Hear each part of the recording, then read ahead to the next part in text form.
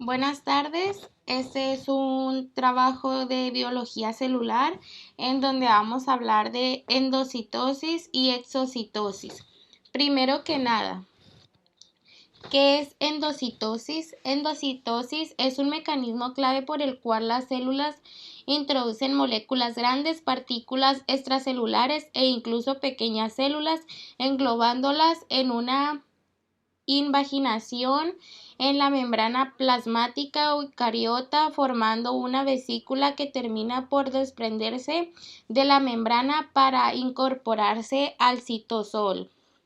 Esto también se puede explicar en un proceso consta de una invaginación en la membrana plasmática formando vesículas cuyo contenido es transportado del exterior al interior de la célula. Después vamos a hablar de la exocitosis. ¿Qué es la exocitosis?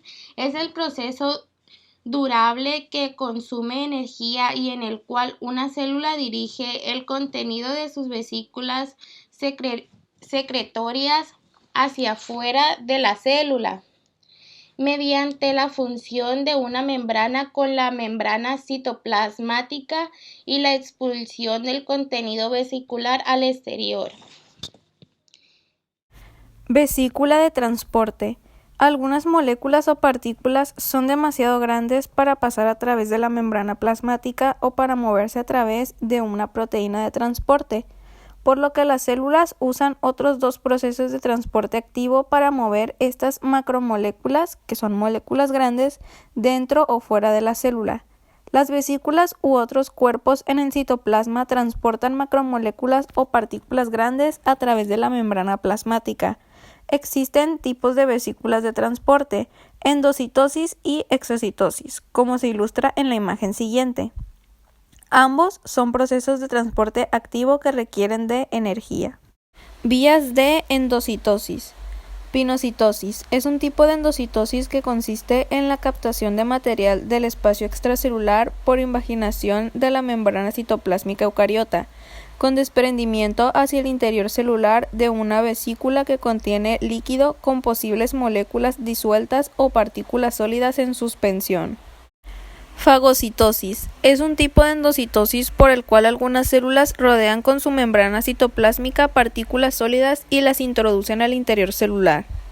Vías de exocitosis. Vía constructiva que reduce en todas las células y se encarga de liberar moléculas que van a formar parte de la matriz extramolecular o bien llevan moléculas de su propia membrana de la vesícula que sirven para generar la membrana plástica.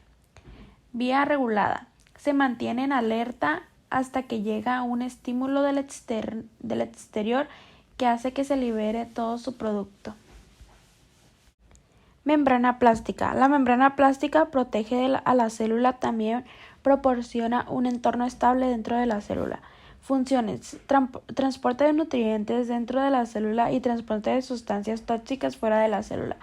La membrana plástica tiene como proteínas que le permiten interactuar con otras células. Principales componentes de la membrana plástica: fosfolípidos, dispuestos a una bicapa conformada por estructura básica de la membrana plástica, son antipáticos, es decir, tienen regiones hidrofílicas e hidrofólicas. Proteínas.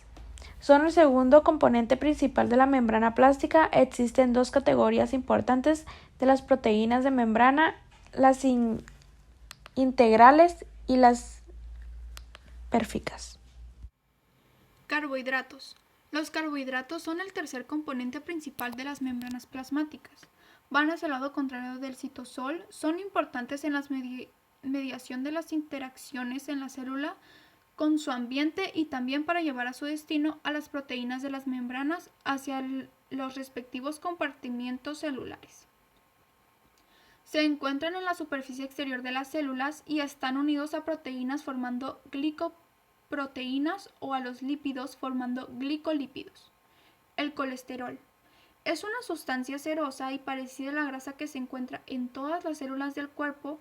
Es el tercer tipo de lípido en importancia cuantitativa en las membranas de las células animales, donde constituye el mantenimiento de la fluidez de membrana y establece interacciones con ciertas proteínas de membrana que pueden regular la actividad de estas. Se encuentran incrustados entre las colas hidrofóbicas de los fosfolípidos de la membrana. Otras funciones de las membranas plasmáticas son: regula el paso de la sustancia hacia el interior de la célula y viceversa, permitiendo el paso de ciertas sustancias e impidiendo el paso de otras, actuando como una barrera permeabilidad selectiva. Es una estructura continua que rodea la célula. Por un lado, está en contacto con el citoplasma, medio interno, y por otro con el medio extracelular que representa el medio externo.